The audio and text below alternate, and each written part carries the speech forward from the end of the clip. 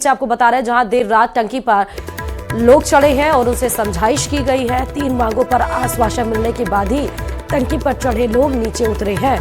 गांव को राजस्व रिकॉर्ड में लेना, गांव की सड़क बनाना और पंचायत में भ्रष्टाचार के दोषियों पर कार्रवाई की भी मांग इन गांव वालों के द्वारा की गई थी। प्रशासनिक अधिकारियों के साथ वार्ता के बाद ग्रामीण मान गए हैं। मंडावर में 13 घंटे के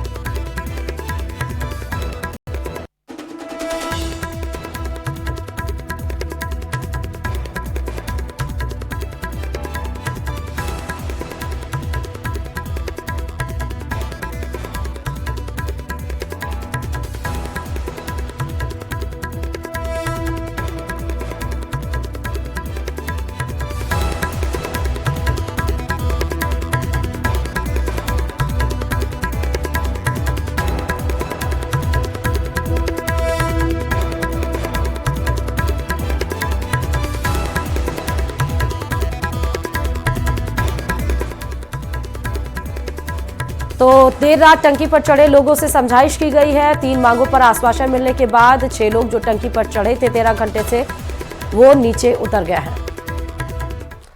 और चलिए उदयपुर से बड़ी खबर इस बीच आपको बता रहे हैं जहां सवीना क्षेत्र में लकड़ी के गोदाम में आग लगी है। देर रात दमकल ने आग पर काबू भी पाया। आग ने देखते ही देखते विकराल रूप ले लिया था। सूचना पर पुलिस और दमकल मौके पर पहुंची है। महावीर डोर नाम की शॉप और गोदाम में आग लगी। लकड़ी के दरवाजे और लाखों रुपए का सामान जलकर खाक हो गया। तो तस्वीरें आपके सामने हैं। सवीना क्षेत्र में लकड़ी का गोदाम था जहां पर आग लगी। अब लकड़ी का गोदाम था तो ये स्वाभाविक सी बात है कि आग की लपटें तेजी से आगे बढ़ रही होंगी और इसलिए देखिए कि कुछ चंद मिनट में ही आग ने विकराल रूप ले लिया। दमकल की गाड़ी मौके पर पहुंची और कड़ी मशक्कत के बाद आग पर काबू पाया गया।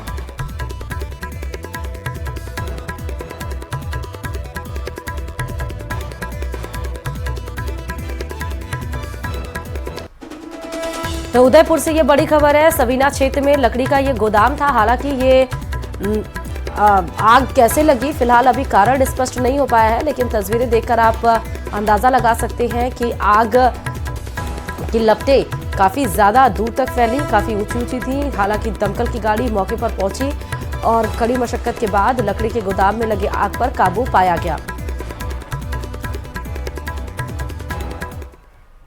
और चलिए आप धौलपुर से बड़ी खबर आपको बताते चले जहां पर 12 पीटीआई बर्खास्त किए गए हैं।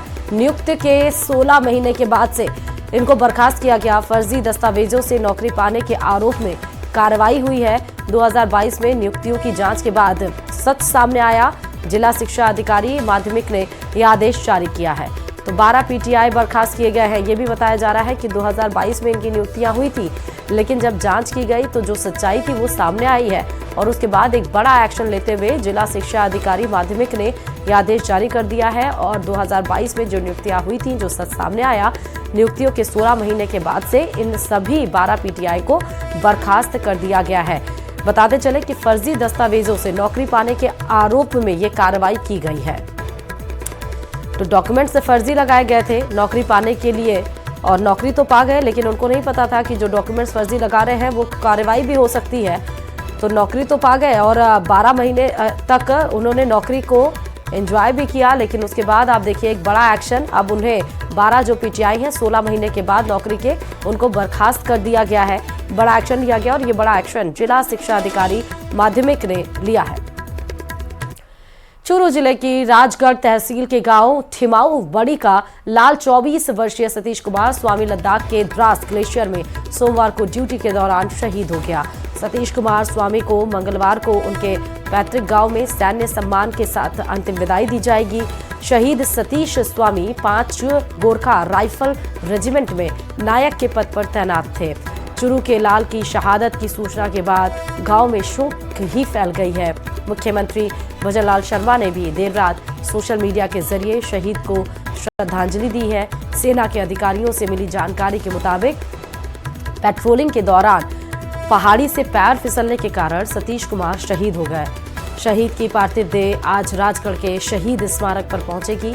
यहां से उनके पैतृक गांव छिमाऊ बड़ी तक 25 किलोमीटर लंबी तिरंगा यात्रा निकाली जाएगी, जहां सैन्य सम्मान के साथ चलाने के भी निर्देश हो चुके हैं। देखिए रिपोर्ट।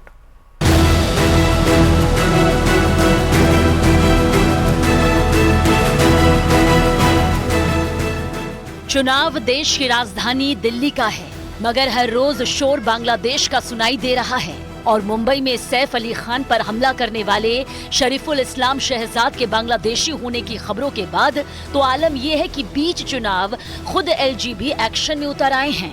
राजनिवास से दिल्ली पुलिस कमिश्नर को बाकायदा चिट्ठी लिखी गई, जिसमें सैफ अली खान पर हमले का जिक्र और अवैध बांग्लादेशियों के खिलाफ अभियान चलाने के निर्देश हैं। चिट्ठी में लिखा गया, एलजी ने मुंबई में एक हाई प्रोफाइल बॉलीवुड अभिनेता से जुड़े गंभीर आपराधिक मामले का संज्ञान लिया है, जिसमें एक बांग्लादेशी नागरिक शामिल था। रिपोर्ट्स बताती हैं कि आरोपी फर्जी पहचान के साथ एक रेस्टोरेंट में काम कर रहा था। दिल्ली में भी अवैध बांग्लादेशी रोहिंग्या घुसपैठियों से इनकार नहीं किया जा सकता, इसलिए ऐसे घुसपैठियों की पहचान के लिए विशेष अभियान मिशन मोड में चलाया जाए। बीजेपी चुनाव के ऐलान के बाद से ही आम आदमी पार्टी को अवैध बांग्लादेशियों के मुद्दे पर घेरे हुए है और अब तो सैफ के हमलावर के बहाने नया मौका भी मिल चुका है। सैफ अली खान के मामले में तो देश बिल्कुल अवाक है और आम आदमी पार्टी जैसी पार्टियां जो ऐसे इलीगल घुसपैठियों और रोहिंग्याज को समर्थन देती हैं, अब उन पे एक बड़ा सवाल उठ रहा है। आम आदमी पार्टी के लोगों ने रोहिंग्याज, बांग्लादेशी घुसपैठिए और इस प्रकार की घुसपैठ करने वाले लोगों के आधार कार्ड भी बने, उनके राशन कार्ड भी बने, इनकी जांच होनी चाहिए। और भारतीय जनता पार्टी आने के बाद दिल्ली के अंदर डिटेंशन सेंटर बनाया जाएगा सरकार बनने के 30 दिन के अंदर अंदर दिल्ली के अंदर, और सभी रोहिंग्या और घुसपैठियों को उठाकर डिटेंशन सेंटर में डाला जाएगा। अवैध ढंग से रह रही आबादी का मुद्दा है तो गर्म, लेकिन मुश्किल ये है कि चुनावी दौर के मुद्दे अक्सर ये शोर थमते ही कहीं गुम हो जाते हैं, क्योंकि सियासी दलों के लिए नफा नुकसान का मसला सिर्फ चुनाव तक सिमटा रहता है। उम्मीद है कि सीधे तौर पर दिल्ली और देश की सुरक्षा से जुड़े मामले में सिर्फ सियासत नहीं होगी। मुंबई में सैफ अली खान पर हुए हमले के बाद दिल्ली में भी एक्शन तेज हो गया है। दिल्ली के उपराज्यपाल ने दिल्ली पुलिस को एक चिट्ठी लिखकर बांग्लादेशी नागरिकों के बैकग्राउंड चेक करने का निर्देश दिया है। एलजी ने दिल्ली पुलिस को घुसपैठियों की पहचान के लिए विशेष अभियान चलाने और आरोपियों के खिलाफ सख्त कानूनी कार्रवाई करने को कहा है।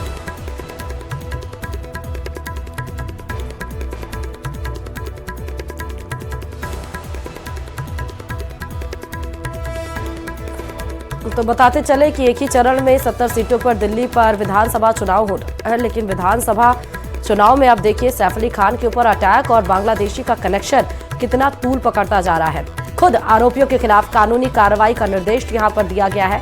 सैफ अली खान हमले के बाद से दिल्ली के एलजी की ये चिट्ठी आई है। और चले खबरों में आगे बढ़ते बताते चले कि वक्फ पर बनी जेपीसी की अगली बैठक 24 और 26 जनवरी को होगी और इससे पहले वक्फ बिल 2024 पर चर्चा के लिए आज अहम बैठक होगी। इस बैठक में शिया सेंट्रल बोर्ड के सदस्य और यूपी अल्पसंख्यक विभाग के पदाधिकारी शामिल होंगे।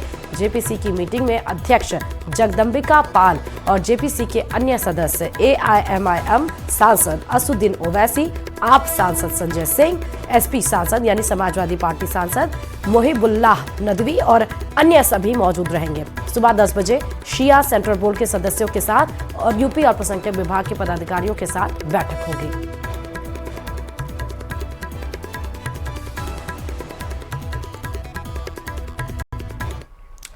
और इधर गुजरात में स्थित वनतारा में अरुणाचल प्रदेश के जंगलों में लकड़ी उद्योग से बचाए गए 20 हाथियों को नया घर देने की तैयारी है। इन हाथियों में 10 नर 8 मादा शामिल है। वनतारा इन हाथियों के लिए एक ऐसा वातावरण देगा जो उनके प्राकृतिक आवास के समान है, जहां वे जंजीरों से मुक्त होंगे और उन्हें कोई काम करने के लिए मजबूर नहीं किया जाएगा।